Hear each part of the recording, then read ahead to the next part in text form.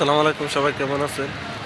আসলে রোগী না হলে বোঝা যায় না যে হাসপাতালে কেমন রোগী আছে, কতগুলো রোগী আছে। তো দেখেন কত মানুষ। এটা ময়মনসিংহ চারপাড়া হসপিটাল। আসলে আল্লাহ তাআলা কতটুকু সুস্থ রাখছে, যারা সুস্থ তারা বলে আলহামদুলিল্লাহ।